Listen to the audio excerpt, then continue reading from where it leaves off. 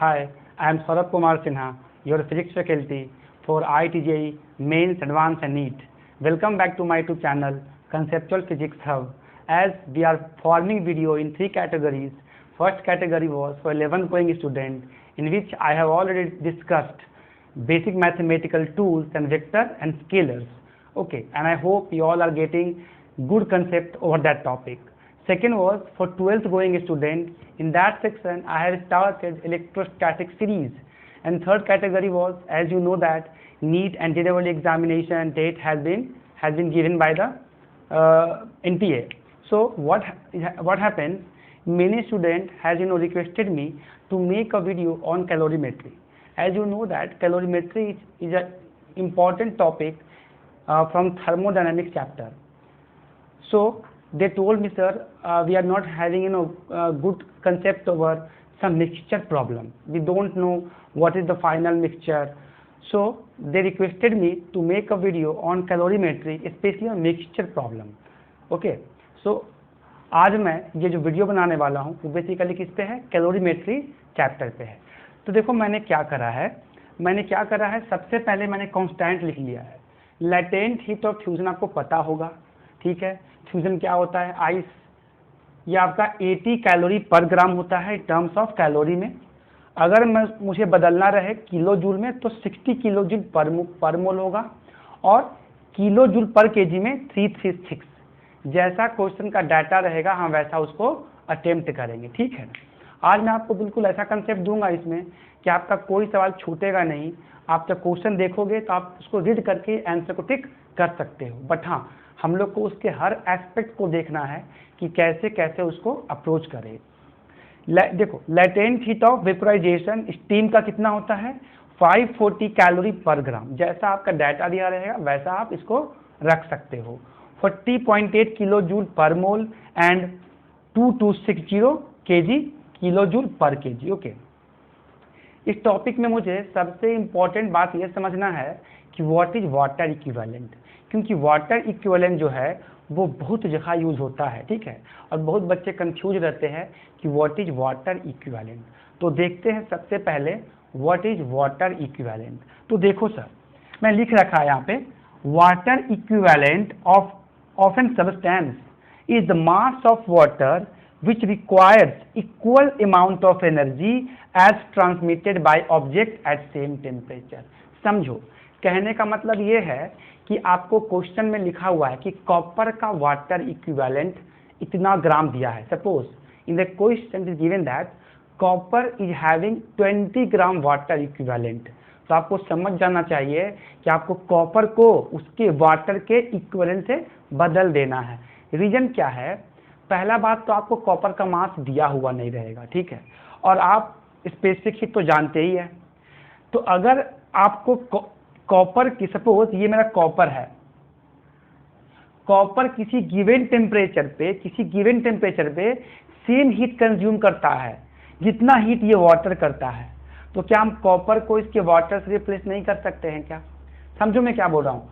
Water equivalent of an substance is the mass of water which requires equal amount of energy as transmitted by object at same temperature. मतलब सीधे आप अगर समझना चाहते हो कि अगर ये कॉपर का क्या है, एक ब्रिक मान लो, कॉपर का एक क्या मेरे पास ब्रिक है, और कॉपर जो है वो सेम एनर्जी कंज्यूम करेगा जितना ये वाटर करेगा, तो मैं कॉपर को इसके वाटर इक्विवेलेंट से बदल दूंगा। रीजन कैसे है?